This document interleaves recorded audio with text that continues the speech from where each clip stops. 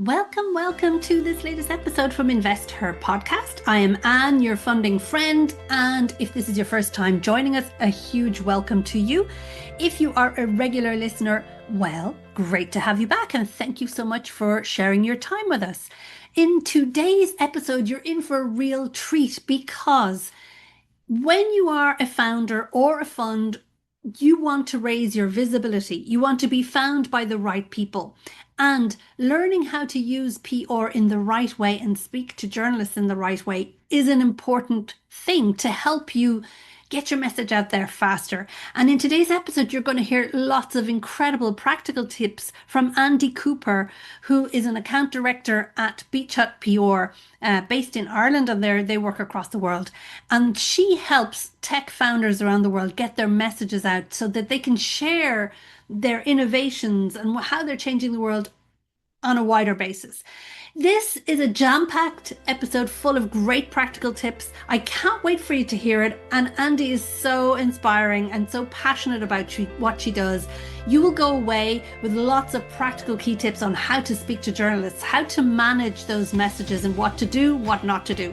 So have a listen. Cannot wait to hear what you think, and make sure you share this with any founders or funders, people you know who can benefit from Andie's wisdom. Enjoy. So welcome everybody to our latest episode of InvestHer Podcast. And I am thrilled. I know I say this on every episode, but I am particularly thrilled to welcome today Andie Cooper, who is account director at Beach Hut PR, in the studio with us today. Welcome, Andie. How are you? Thank you so much, Anne. I'm delighted to be here and really looking forward to our conversation today. Me too. And I'm looking forward to the audience learning more about you. You are a powerhouse when it comes to being a fantastic woman leader in PR. Beach Hut PR are phenomenal, and we've enjoyed working with you so much. And I really want everybody to learn more about you and about Beach Hut. So let's get this started by just tell us a little bit about you. What was your journey into becoming a PR queen? Because you are. So what brought you your journey to come into PR? Well, first of all, I'm very flattered. I don't think I've ever been described as a powerhouse before. So this is first for everything, and I'm absolutely thrilled to be called that. I can be quite short and sweet with this because, to be completely honest, my entire professional career has been rooted in public relations. And what's more than that, I've actually always been with Beach Hut PR from right out the gates after my undergraduate degree. So in saying that, I always knew I wanted to go into public relations. I grew up in a family that was involved in media. So some of my earliest memories are of me at around 3 years old in newsrooms watching Thomas the Tank Engine. And I don't know if I just subconsciously picked up on the energy. I just was always really interested in journalism from that point. So I grew up a bit. And then when I was around 10 years old, I was thinking to myself, I could be a journalist. And then, everyone at that age at 10 years old, I was like, I could be a TV presenter. The world is my oyster. Because you don't know the word public relations really when you're 10 years old. But then when I'm going to say 15, because if I say any younger, you'd be like, geez, what were her parents letting her do? I was introduced to a TV show called Sex and the City, and Samantha Jones pops up on screen, played by the absolutely incredible Kim Cattrall. And all I could think to myself was, that's what I want to be. Like, I want to do exactly what she's doing. Now, I will say the type of PR I do now is very different from the type of PR that Samantha Jones was doing. But I was hooked. And that was then amplified because I went off to Fleischman Hillard for my TY work experience. And I had the pleasure of shadowing Rona Blake. And she's the managing director at Fleischman Hillard Ireland. And I was so inspired by her. And I got to shadow her for a week, see what she was doing. And I just thought she was the coolest. And she probably wouldn't remember me now, but I remember her, and she always stuck out to me in my head. So I went off to Trinity following my leaving cert, and I did just a business degree. Well, And let's pause. For people who know, Trinity is the best university in Ireland, one of the top universities in the world. Sorry, because she's being very humble, and we're not here to eat humble pie, Andie. This is the opposite. This is, I want to put the spotlight on you, and I know you're like, I don't know, I'm not a powerhouse. You are. You're fabulous, and that's why I want you to own your brilliance, own it. So that's why I say pause. Like, she just happened to do the best. And go to the best PR company in the world for a shadowing with under the MD, no less. Continue. And she was amazing. And so I went to Trinity, loved my time in Trinity, I will say that. And I was in my final 2 years in COVID, and I was really kind of thinking to myself, like, oh, like, you know, I need to start putting some plans in motion, to be honest. So I was introduced to Paul Hayes, who's the CEO of and founder of Beach PR. And this was about 5 days out from me being finished my undergrad. And I was really just meeting up with him because, like, I'd heard of him. I knew he was just absolutely incredible. And I just wanted to soak up 20 minutes of wisdom from him. I just wanted to hear, how the hell did I get in the door? And for whatever reason, he took a liking to me, and he was like, you can start as an intern. And I was like, amazing. That would be absolutely incredible. And I don't know if he regrets it now, because he has not been able to get rid of me. So I'm now an account director in that very same company, which is a huge testament to the type of culture that they have.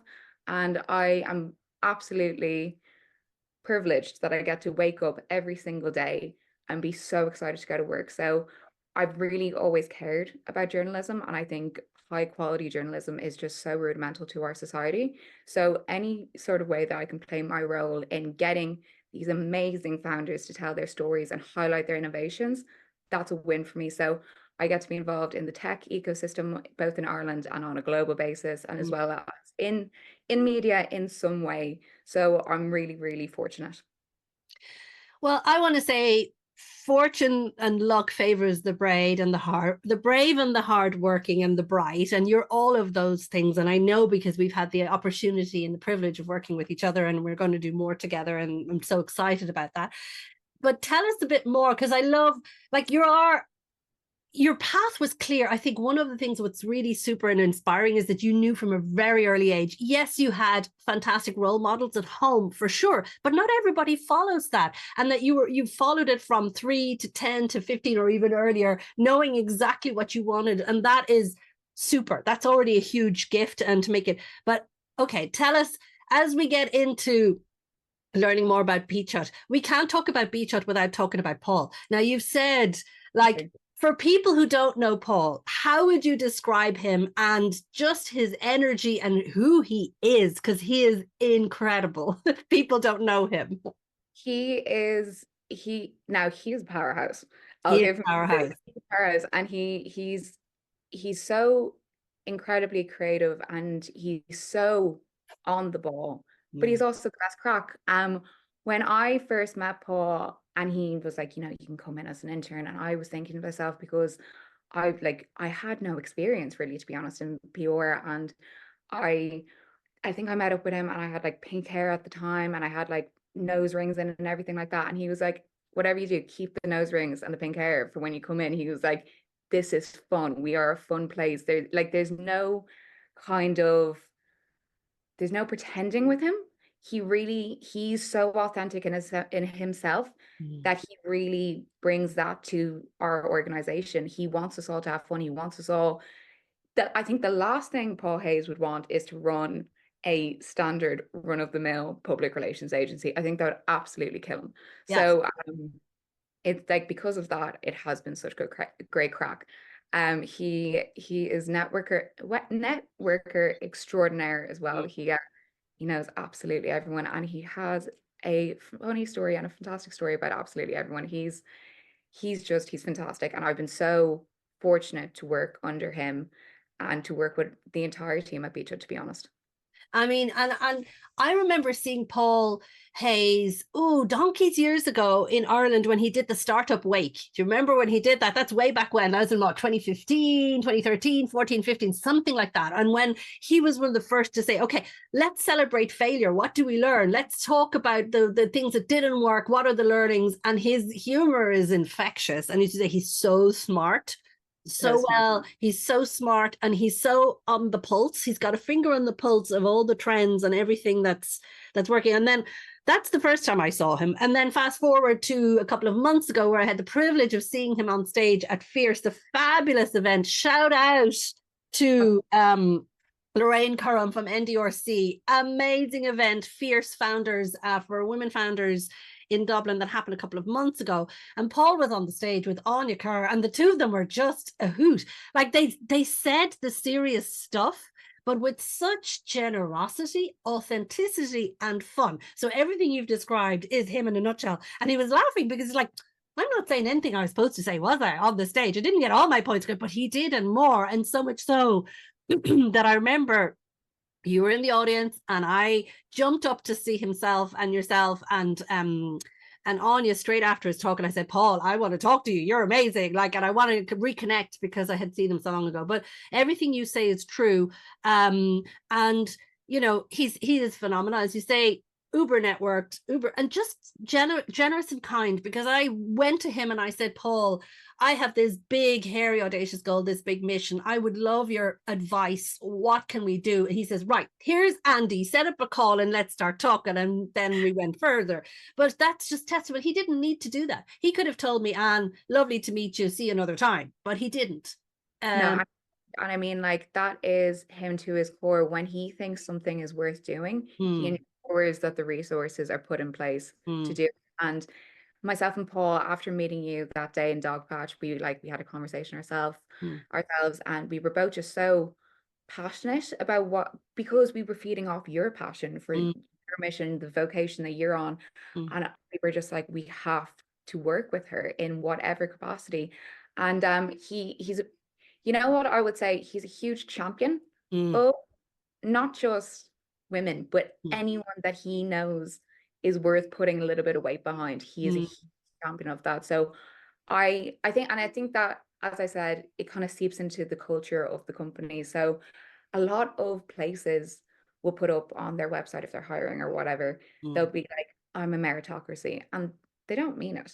Whereas in Beachwood, it really is a meritocracy. You're not judged on how many years you have in the bank, if you have a master's degree, nothing like that. It's people who work really do get rewarded. And he really did. He took a chance on me, but he really believed and empowered me. And that's why as I said, I've been here my entire career, and I've felt so lucky to grow in such a conductive environment.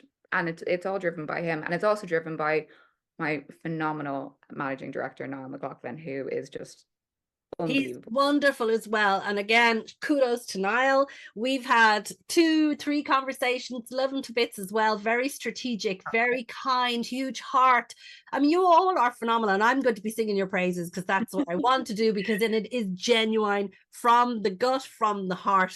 And we'll talk more about that after. But kudos to Niall as well. Very strategic, loving all our conversations. So it's just a pleasure. But I want to pause on one thing as well. You are the youngest account director. So that is fantastic. Like, normally, how long does it take somebody to become an account director in Beachwood and in PR in general? Just to put the context around this. Yeah, absolutely. I mean, as I said, I started as an intern when I was 22 years old, and I'm 25 now, and I'm an account director. So it was quick. But I know that compared to some of my counterparts in other agencies, it would take them, from my research, around 8 years to get from where I got in around 2.5, 3 years. And the reason why I think that's feasible in Beachwood is because we work with tech clients and we work with really fast moving companies. So we like mirror that spirit in our approach to how we do things. So there's a lot of opportunities for growth there if, you show that you're dedicated, and loyalty is really, really important. So I was really empowered to take hold of my career myself and put myself on that path, and I had their backing and their support, and it has been the most, I keep on going back to that word, meritocracy.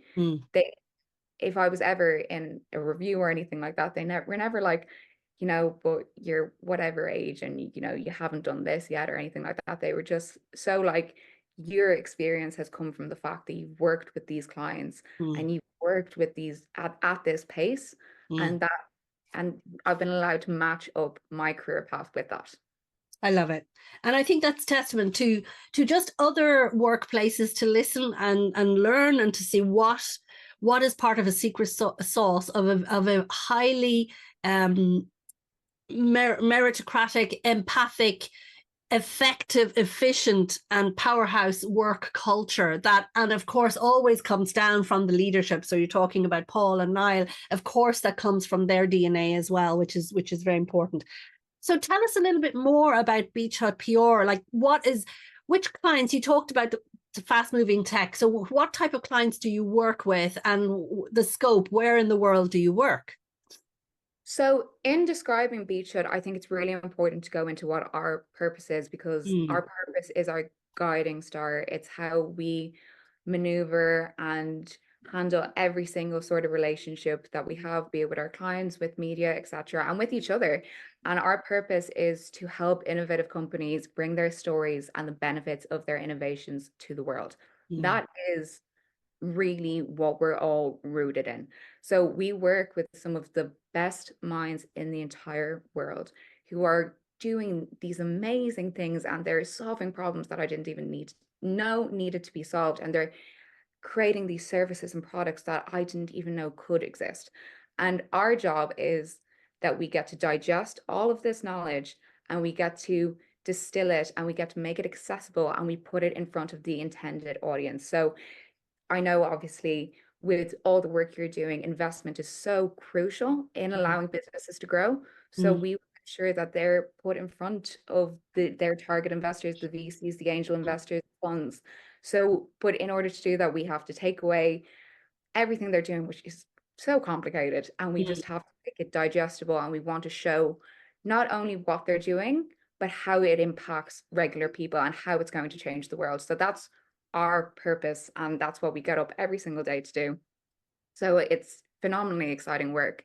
And with that, we're a global public relations agency, and we focus on the tech industry. So tech is our bread and butter. We've been around for almost 15 years, and we were born and we scaled and grew in Dublin, Ireland. But we are a global facing agency, and we have offices now in Dublin, Berlin, Amsterdam, and Belfast. So we have really, really good media relations with all of those geographies, the EMEA region, UK, US. So that in itself is really, really exciting. And we have a very localized approach to any of those sort of works and in those geographies. So we're an all-round PR servicing agency, which is, so we do messaging, we do media relations, we do a press office, event support, award applications, media training, content creation, crisis comms. Hopefully we don't need it, but I was going to say that you're probably very busy at the moment with different ones. Like, well, we have Elon saying, let's move on. And everything. What? Yeah, I mean, like, there's a lot going on in the world that we could be doing crisis comms for. Thankfully, none of our clients at the moment need it. So that's fantastic. But we do offer it because it's really important to have. And we do tactical consultancy. And I think that's something that I always labor on, is probably the most important offering that we have, is that we are giving you counsel, and we are really in a partnership with you, and we want to ensure you're achieving the best results. So as I said, we are tech, and historically we were in the startup space, but as we've grown, our client roster is a bit more of a mixed bag now. So we still work with bootstrap companies. A good idea is a good idea. We want to amplify good ideas. We work with scale-ups, and we work with a few multinationals as well. So it really is different. We have a very bespoke offering based on what geographies our clients want to work in, who they want to be reaching, and we really work to that more than anything else. And in terms of sectors, tech is at the core, but 15 years ago, tech would have been, I don't want to say niche, but definitely not as widespread as it is now. So with what we do, we kind of work in everything now, because tech is everything. So we do a lot of med tech, we do a lot of mobility, fintech, and then we also do a lot of emerging technology. So I get to work very closely with some phenomenal Web3 companies who are doing Mm-hmm. amazing things on the blockchain. And then other people work with AI. I do a bit of work with AI myself, and I like it's just such a fantastic growing space. And like the use cases on how this is going to change everyone's life are just phenomenal. We've got people working on quantum computing, and it's very exciting. It's a very exciting time to work in tech, to be perfectly honest, because there's so much really great innovations happening at the moment. I love it. And okay, this is the opportunity to name drop some of the amazing clients you work for. Like you've given us the scope, you've given us the beautiful suite of product services that you offer, and like tailored, bespoke, global, very tactical, very strategic. It's got both from high level strategic to tactical. Now, name dropped. Give us a name of some of those incredible clients that you work for, because you do work for some amazing clients. I'm so scared that I'm going to leave people off this list. No. We'll just say this is an example of. There are so many more, and check out our website. We will be putting it in the show notes. Absolutely. I want to make it clear I'm not choosing my favorite children at No, all. don't do that. Worked No. with amazing clients over the years, and I'm so clients past and present. They've just been absolutely phenomenal. So off the top of my head, IP Telecom, which is an Irish female woman-led business by Sheena Bryn. She's absolutely phenomenal.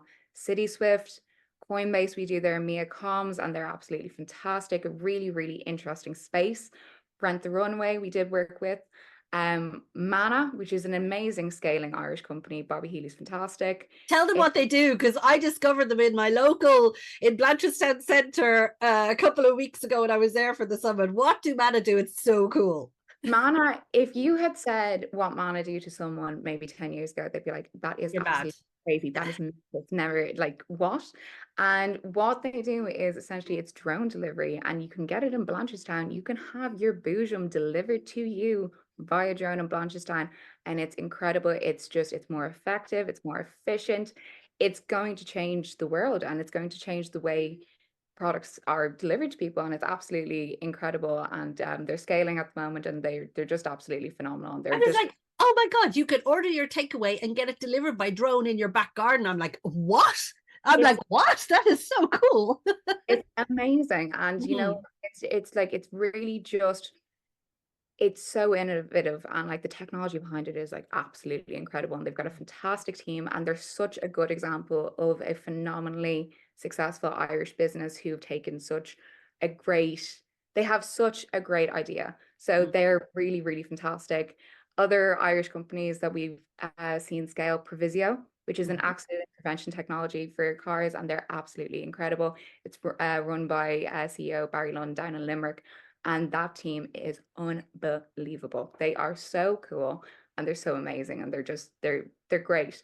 We work with Refurbed in more of the B2C, but also B2B space. So a lot of enviro tech stuff, and Refurbed are really cool. If you are in the market to get a new phone or a new laptop or anything like that, go to Refurbed. They have really amazing offerings. It's fantastic for the circular economy. Yeah. They're really amazing. Go Pluggable. Yeah. Which is run by May Reynolds up in Belfast, and she's a powerhouse. Yeah. I think Maeve is absolutely fantastic. I love the concept of Go Pluggable. Please check out their website if you haven't, or if you haven't heard of them before, but they're absolutely amazing. They're really looking at what the problems are with the EV landscape at the moment, and they're creating a really fantastic solution. So I want to give a shout out to them, because I think they're absolutely amazing. Those are just a few off the top of my head.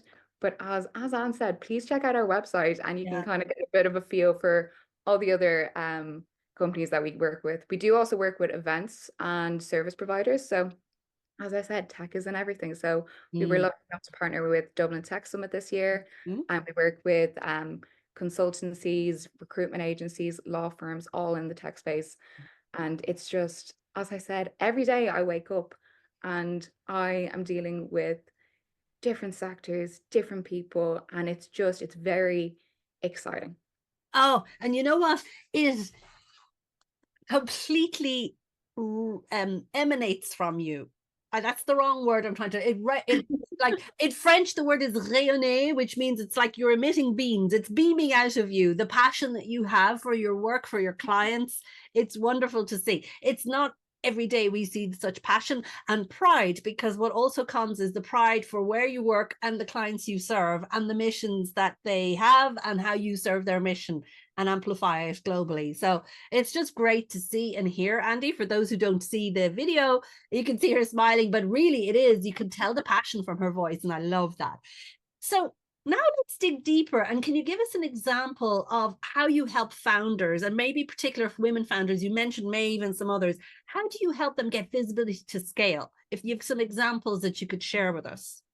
So what I want to say from the very beginning of this is that success to me is a partnership. So we want to get into the weeds with you, and we want to map our public relations objectives onto what your business objectives are. So we want to be there as you grow. We want to watch you scale.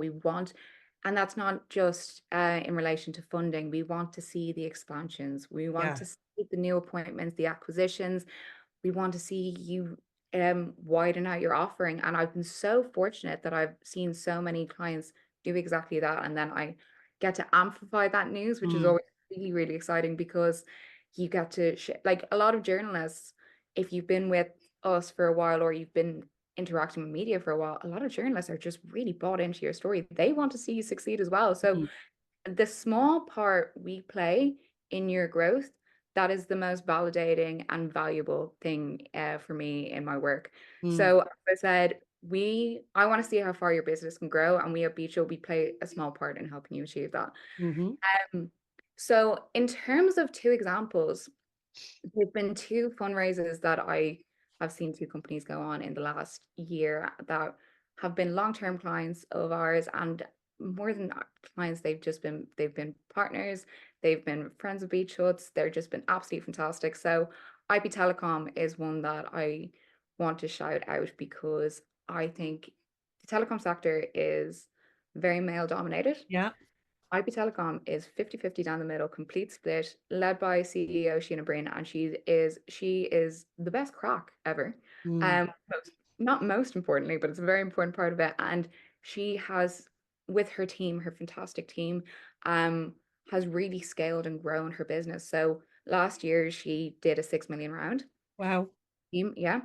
And from there they've been doing acquisitions, and they're just a phenomenal example of an Irish success story, really doing amazing things in that market. So because we've been working with them for a while now, I've been able to work with Sheena and the rest of the team, who are equally as fantastic, on thought leadership, brand awareness. And then we've been able to see, obviously, as I said, we're a very small part in the fantastic work they do, but we get to see their growth.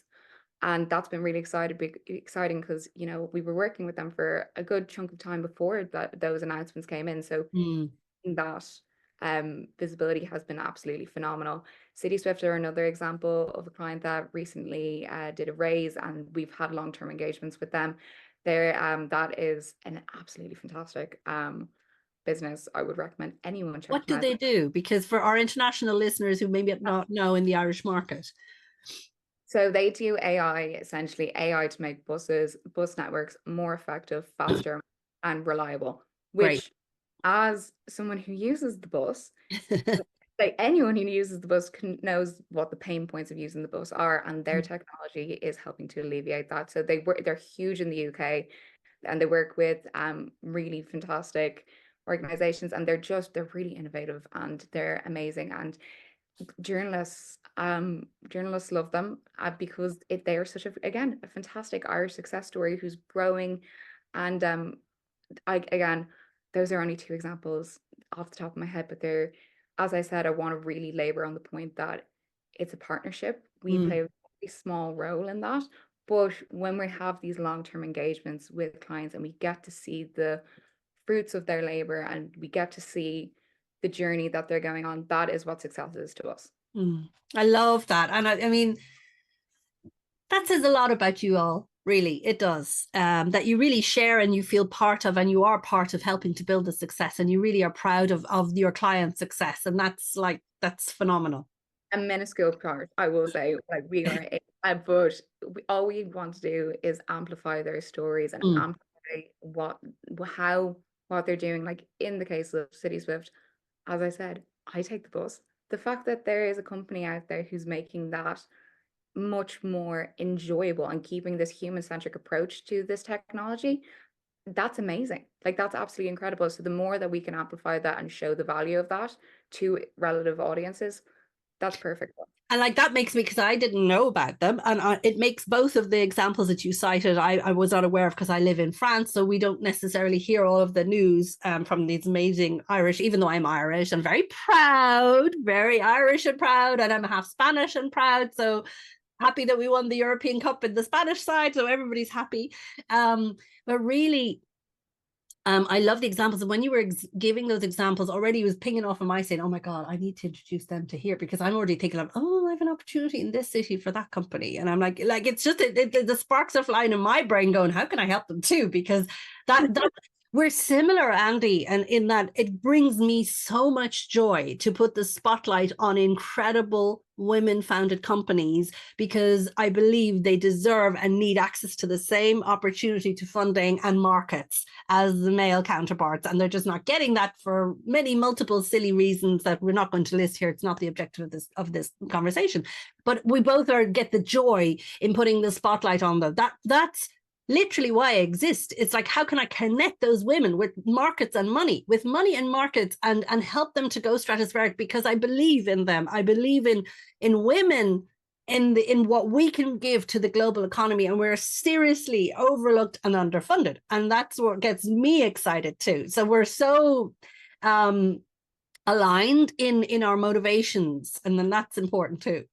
I think particularly looking at women and amplifying their stories, I am very much of the belief that social advocacy and public relations, the intersection between them is actually really, really valuable, because not only through public relations and compelling narratives do we get to highlight and champion women and their successes, also highlight the return on investment that you can make Exactly. with women. Yes. And highlighting that, but you also get women being able to discuss the challenges they face, and they can do that with authenticity. Sorry, I can't say that word today. Authenticity.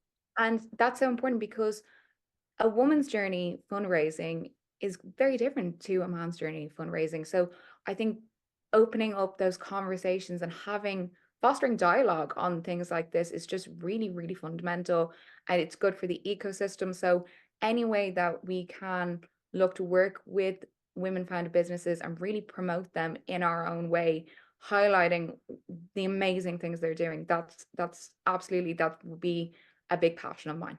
And it comes shining through, and I know that we're going to work together on making that happen and making sure that you get to amplify more incredible stories of women founders.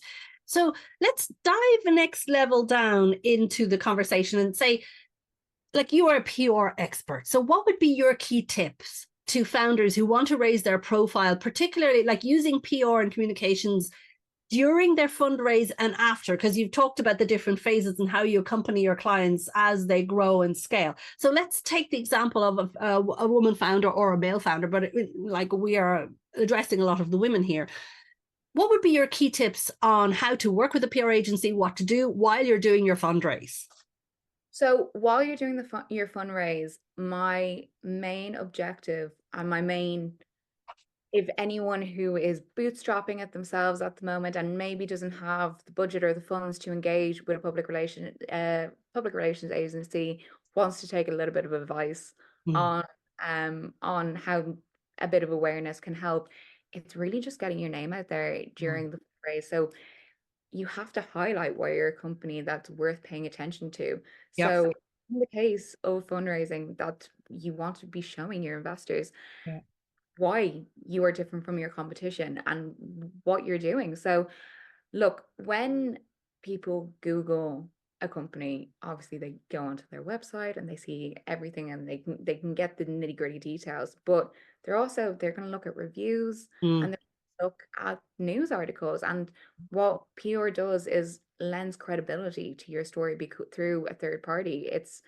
Look, I think advertising is incredibly important because it casts such a wide net, but earned media, anyone can take out an ad. This is someone, a journalist, a third party looking at this and going, actually these guys are legit and these Mm, guys are cool things. So we want investors who, after speaking with you, to Google you mm. and be like, hold on a second, this is something that they didn't get a chance to talk about in their pitch, but Yeah. isn't fantastic. And, this journalist who's fantastic buys into them. So, it adds that a layer of credibility, and that's really, really important as people are scaling.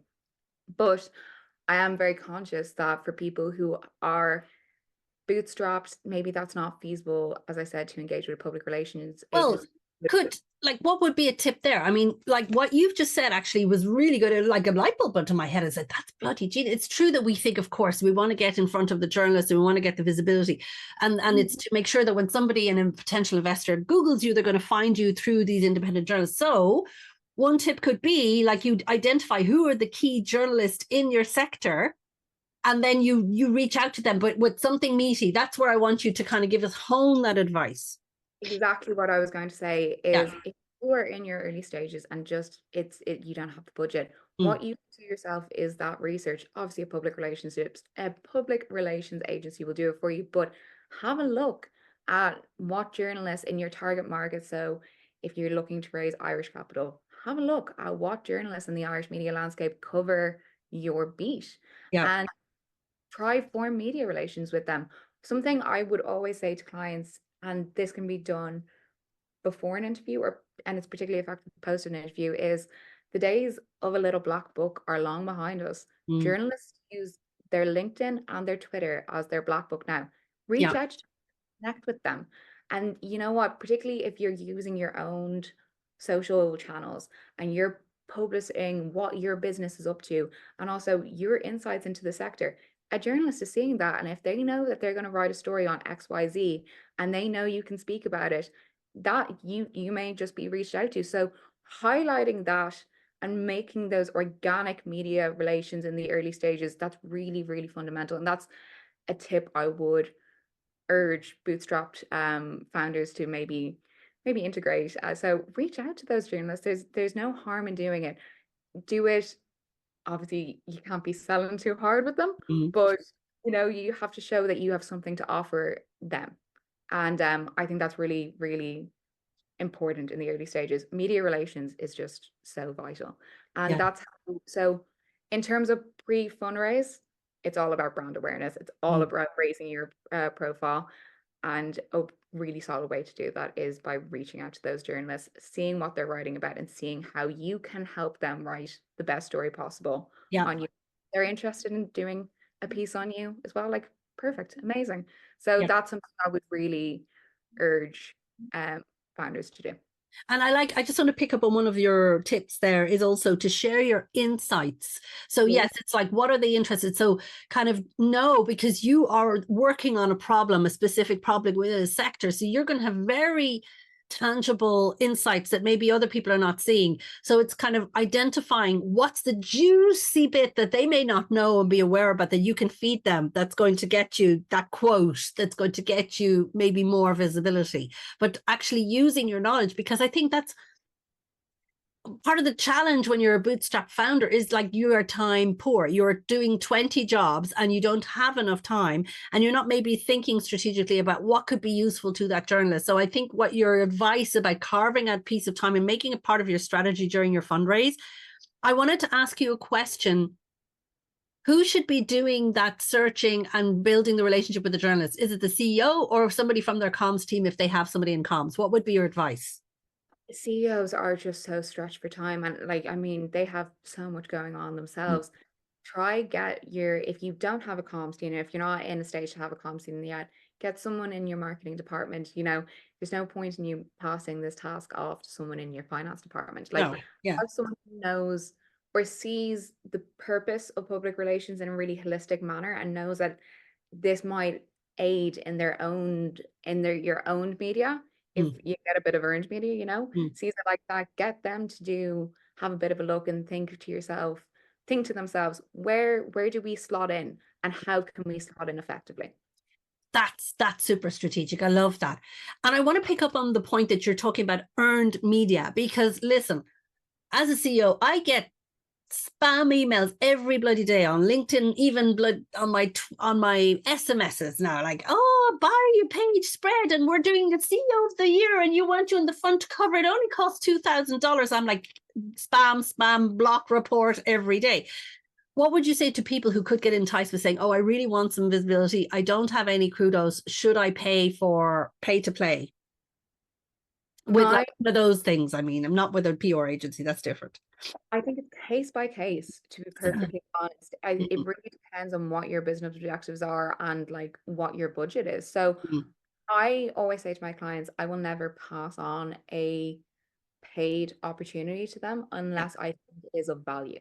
Right. And I can advise strategically on that, but my belief is the trust and credibility that comes with earned media is slightly dampened by having a big sponsored tagline at the bottom. Now there's a time and place for it, obviously, of course, and like there's a time and place, but and it really, again, it depends on what stage your business is in, and it depends on what the opportunity is, because I don't want to discredit all of them, but I do think sometimes you should take things like that with a pinch of salt.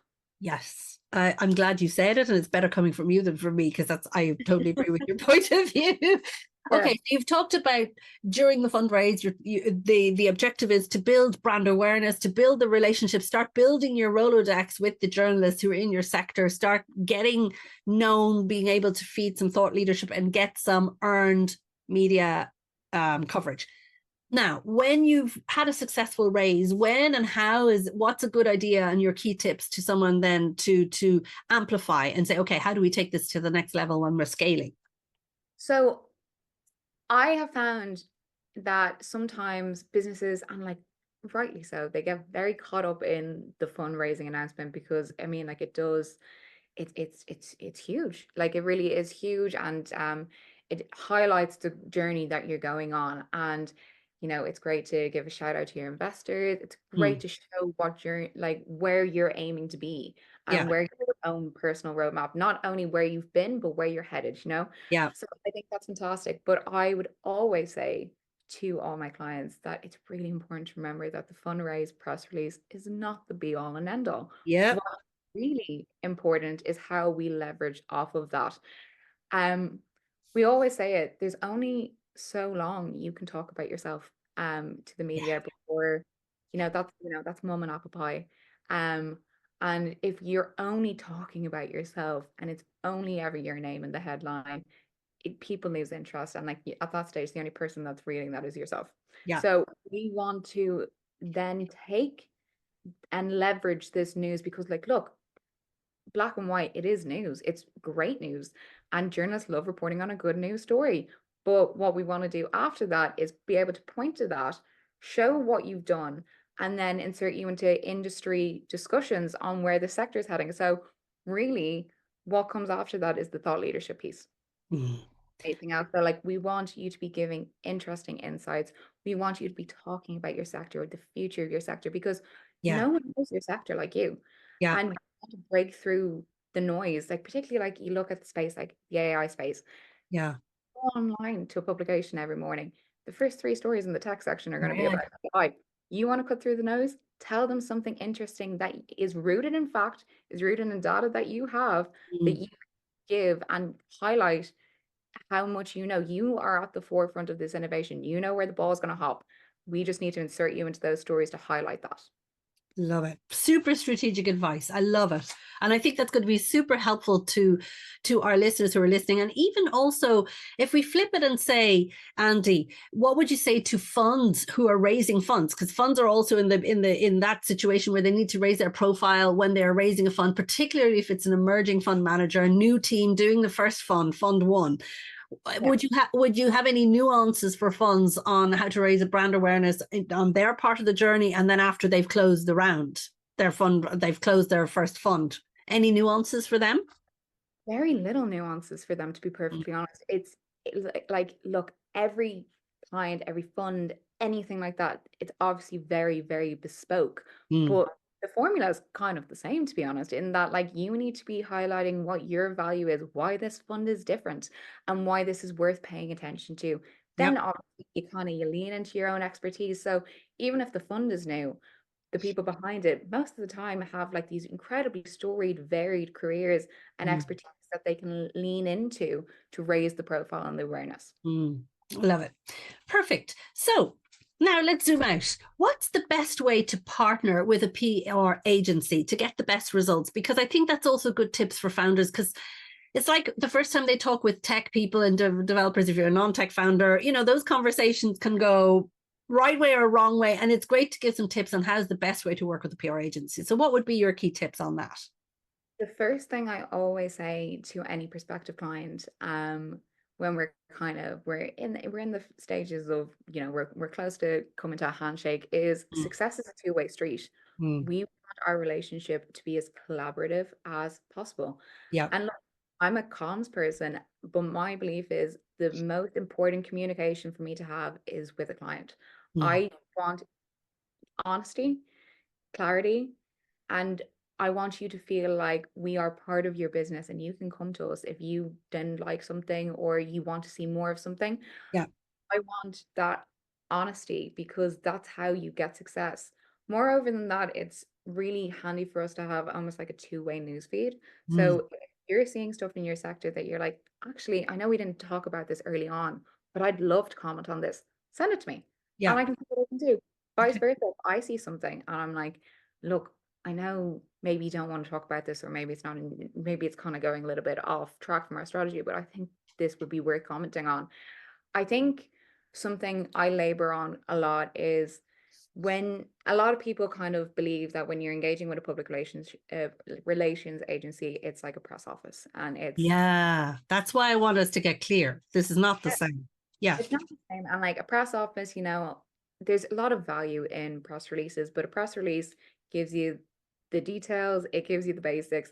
Nothing tells your story like you. Like no one can tell your story like you.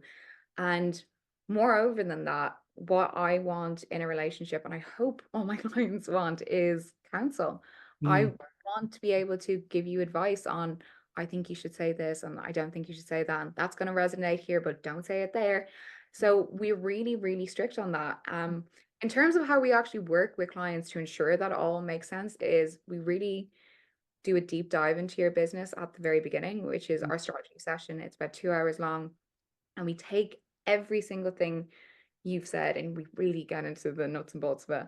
And we take it away, myself and the team, and we distill it and we create a messaging document. And that is your Bible. It's the basis of every single press release to make sure everything is aligned. The last thing I want to see is different articles saying different things about your company. We want to make sure everything is making sense.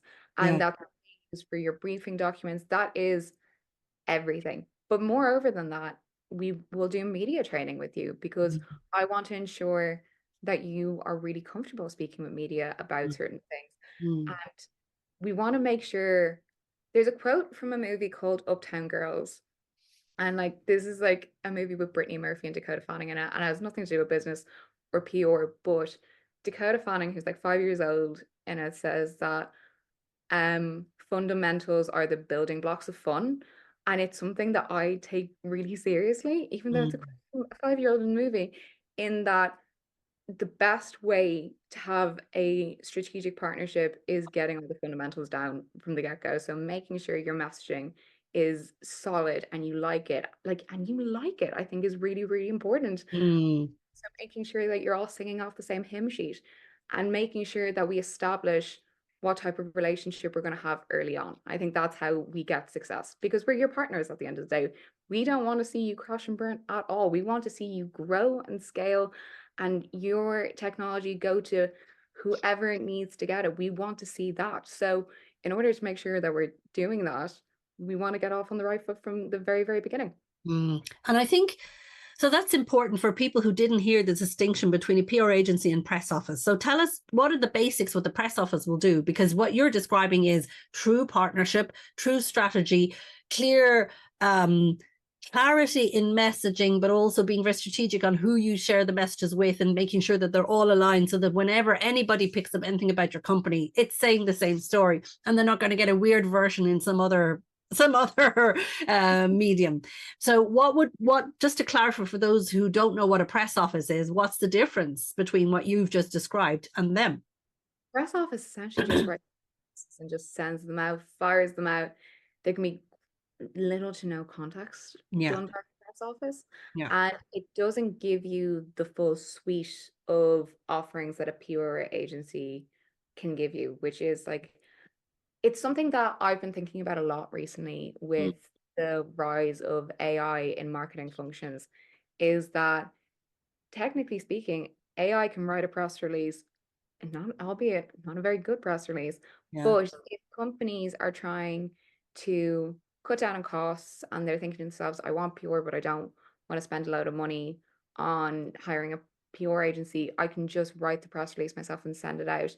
That's essentially, like, obviously there's a lot more thought to put into it by a press office. If you are using AI to do PR functions, you're missing out on the event applications, you're missing out on the media training, and you're missing out on that consultancy. So what we offer is a much more holistic way of dealing with communications. And I think that's really important. Yeah. And I think that's testament to like, it's very important to clarify that, particularly for everybody listening, because we can get them all mixed up, right? And I think to the heart of what you've described is the power of the relationships that you build with the journalists, with different media partners, with other industry partners, with your clients. At the heart of everything you've described is relationship. It's not just fact and just like having somebody writing a PR release and a PR statement, and then just pinging off an email into certain kind of websites that ping it off to all the media. That's like, they're not choosing strategically where it goes, or they might say, I'm being strategic, you should be here, here, and here. But what you're talking about is much more refined. And that's where I want to kind of share a little bit of how we partnered together on InvestHer Summit, because it was the first time we brought InvestHer Summit to Ireland. And it was just fantastic to work with you and the team, all women team, I must say, because Andie brought together an all women team to help with us to work on press in Northern Ireland and the Republic. And what was really wonderful, it was just like, from my perspective, was the clarity. Very quickly you were to say, like, you questioned to say, okay, what's InvestHer Summit, what are the objectives, the audience, blah blah blah, got all that, and you distilled it down and said, okay, you were able to say, right, these journalists are going to be a right fit for this reason, XYZ, and also given timing, let's strategically think, where do we do it and how do we do it? So once we got that clear, you were amazing. We had a clear strategy. We worked, and you said, okay, Anne, here's what we need, get some quotes, do this, do that. And you were like, okay, this is going to go to these people. When it went, and we got the press, and it was amazing. And, and podcast, etc. So I can testament from the very brief first interactions that we've had working on the InvestHer Summit, that it was just a joy to work with you and the team. The professionalism is there. What you're hearing from Andie, it is not a show. It is authentic. It is exactly what you hear is what you get. And it's very close partnership. And I've enjoyed our partnership conversations as well with Niall and yourself.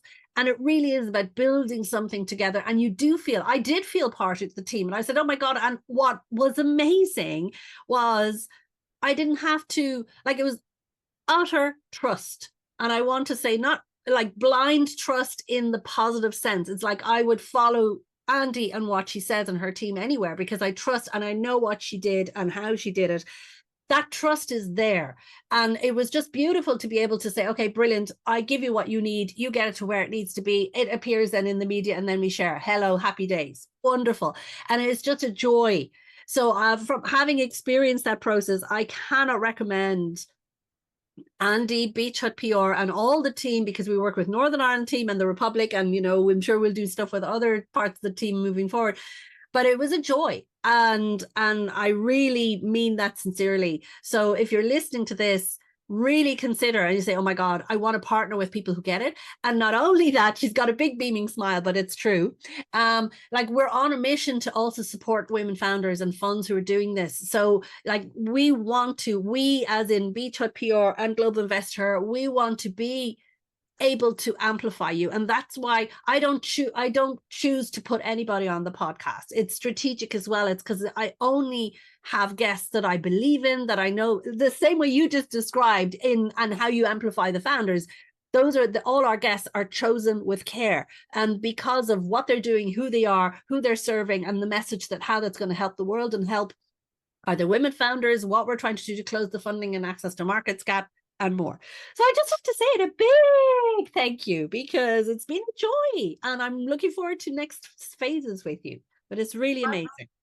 Well, I want to take this opportunity, first of all, to say how just drawn to your mission and your passion I was. And that's why, from the bottom of my heart, everything you said there is so reciprocated, and really, really enjoyed playing a very small role in anything that we get to do together. So I think when I met you, I was just so excited by this, because look, it's something that I know myself when I open a newspaper, is that I'm like, I would love to see a few more women. It's when I go to events and I see panels or manels, and it's just men, and I'm like, oh my God, you're missing out on all these insights, and you're missing out on this perspective.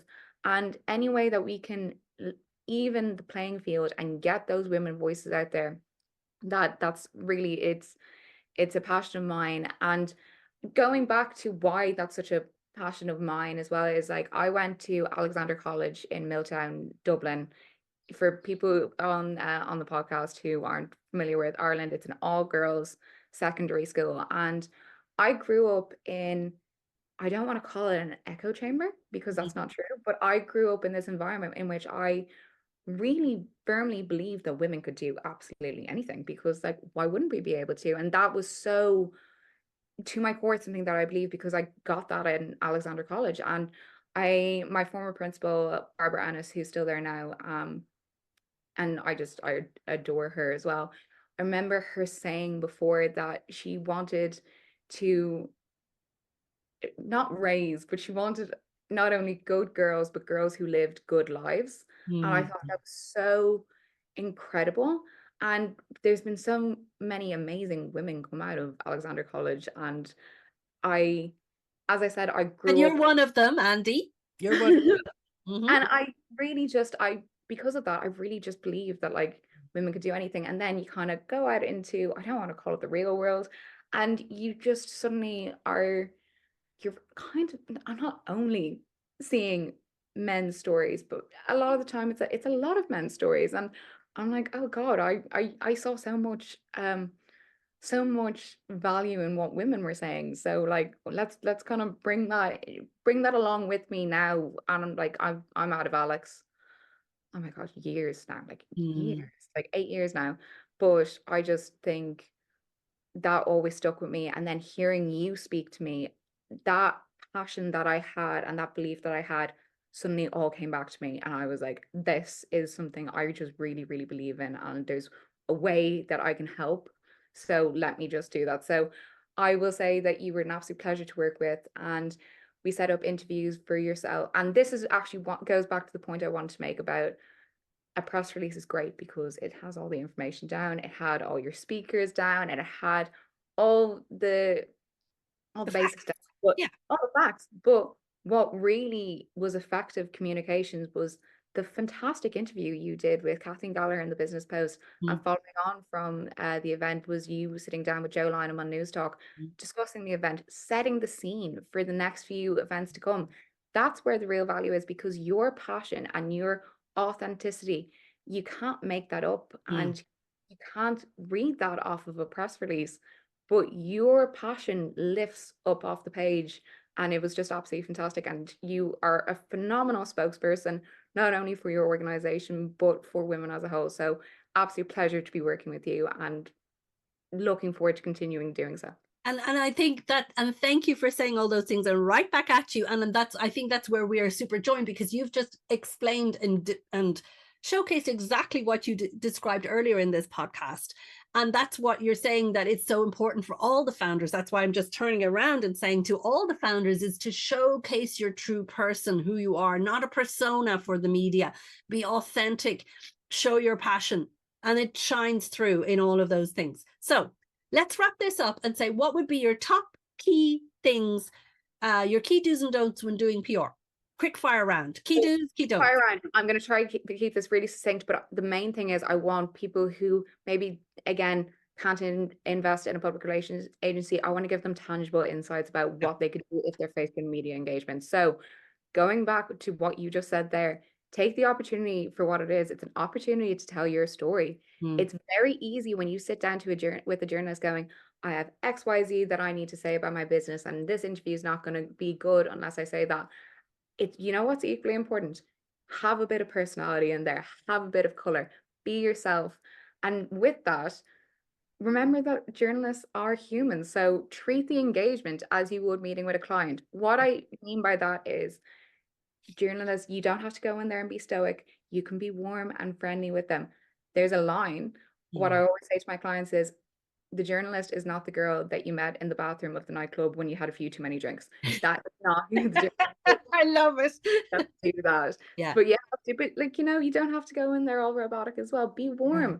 And women are so often just such great storytellers, and they have so much natural warmth. Don't feel like you have to shirk that just for the sake of a media interview. It's not worth it. You want to build up that relationship.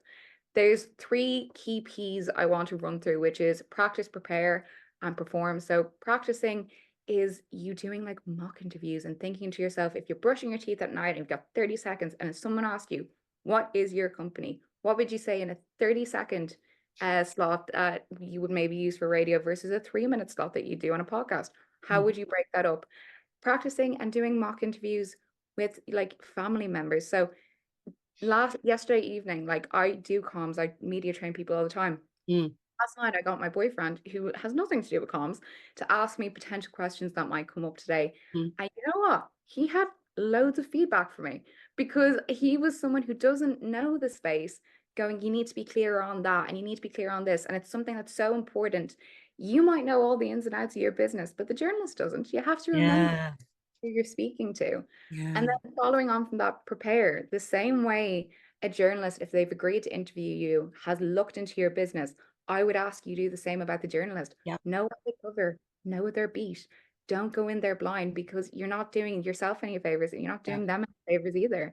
And then the last P is perform, and that's how you do it. That's your media interview.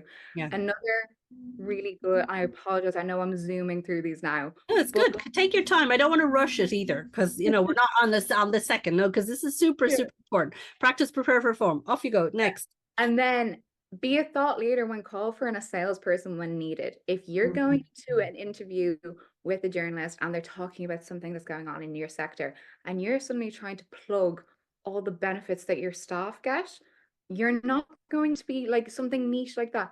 That's not going to be picked up in the piece, and you may be cut from the piece entirely. So take the opportunity, let the opportunity drive your content, and not the other way around. So know exactly what it is that you need to be hitting. And then it's really important to remember, this is just a very practical tip. Everything is on the record. Please remember that. Off the record and on background. Off the record means that they can't use anything that you said. And they can't say who you are. On background means that they can use what you said, but they can't say who you are. And I'm letting people know that, for technicality's sake, neither of those things are legally binding. Please remember that absolutely everything you say to a journalist is on record.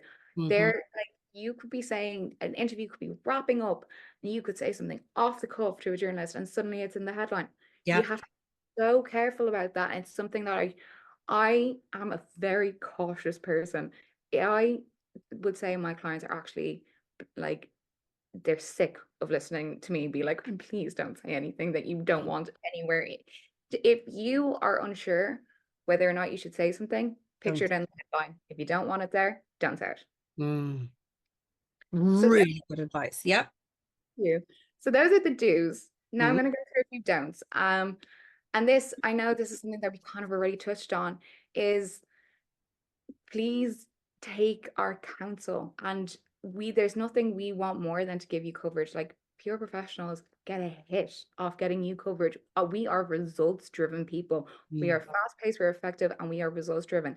If we say to you, I don't think this is going to get what you wanted to get, please do just take our advice on it, even if it's annoying to hear. Yeah. And with that, just because you think something going on in your company is of interest, and it might be of interest to you, you can't assume it's going to be of interest to media. Sometimes what you're giving belongs in a blog, and sometimes it doesn't belong in a press release, and that's really important to know from the get-go. And I think that's really important for startup founders who are looking to kind of raise their profile, to remember is that, like, is this actually really of importance widely, or do I just think this is really important? And just knowing the difference between those is really, really vital.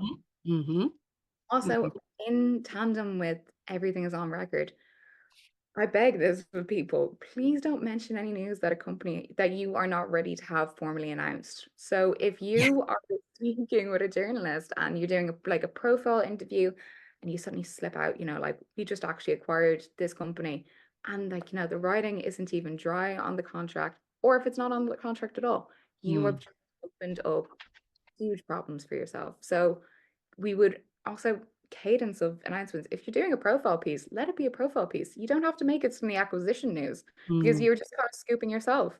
And then also don't discuss any sensitive internal matters. Don't tell the journalist that you hate your co-founder if you hate your co-founder. Just don't do it. So I think those are my, like, practical tips, both that you can take if you work with a comms agency or if you don't. So those would be my practical tips. Amazing. I mean, such important things. And I think that sometimes the founders, they get so excited, oh my God, I've got an interview. They don't think strategically exactly what you've just said, and they know what you've got to say. Remember who you're talking to.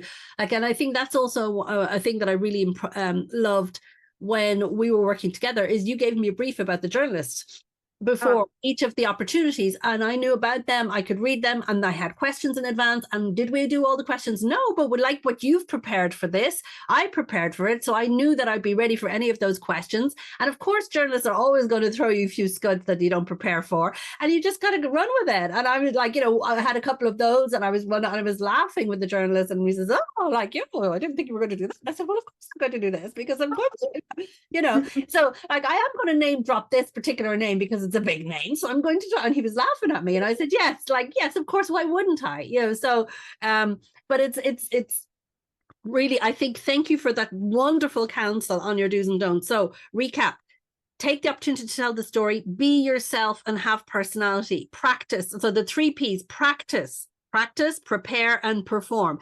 And, like, do the market, like, practice and prepare. So be ready, your key tidbits, the key information that you need when it's ready for. I love, like, this is going to be a hook in your show notes. Be a thought leader when called for, a salesperson when needed. Fabulous. That's a fabulous one. And let the opportunity drive your content, and know what you need to hit. That's super important. Everything's on the record. Be super careful what you say and what you don't say, because journalists also want to fill in the blanks. They will also be going with, they have radars, people. If you don't think they do, you're being naive. So you do. If you have a bad day and you're not in the right mood, change your state before you get in that meeting, because they are going to feel it and feed off, and they'll say, oh, that's a grouchy person, or it will flavor your thing. So, and I really love your don'ts, and making sure to, like, take heed. If you are paying and working with a PR agency, take their advice. Like, it was great because you were able to say, Anne, like, here is going to be good for now because the timing's right, and here's not good because the timing's not right. And I said, fine. And I followed you blindly with full trust, because I knew that you know what you're talking about. And I think that's important as well. But I love, like, it's very practical advice. So what's your favorite resources for women founders when it comes to maybe just PR or comms, or any other kind of tips on this matter? So in terms of just resources in general, I'm going to say, please, if I presume people know all about Global Investor if they're listening to this podcast, but look at Global Investor, it's fantastic. I think in the Irish landscape, I do think Tech Found Her is fantastic. I think they're a really fantastic organization. Yeah. I am based in Dogpatch, and I so because of that I'm biased, but NCRD is absolutely amazing. Yeah.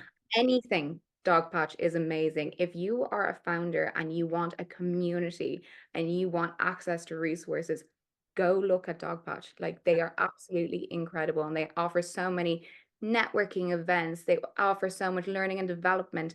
They offer mentorship. They are phenomenal if you were an stage founder. And again, Irish, I really love Enterprise Ireland. I think they're an absolutely phenomenal organization. Brilliant. Love those resources. Agree 100,000,000% with all of them. And what's the best way to contact you, Andie, and Beach Hut PR? How do people who now have fallen in love with you say, oh my God, I need to work with Andie. I want my story out. I want my messaging out. I want Andie and her team of fabulous women, because we're just they're not just, they've got fabulous men at Beach Hut as well. But how do people reach out to you? I will actually take this opportunity really quickly to say massive shout out to my incredible team. It's primarily a female team, and they are a team of women, and they are amazing. They are so much better at this than me.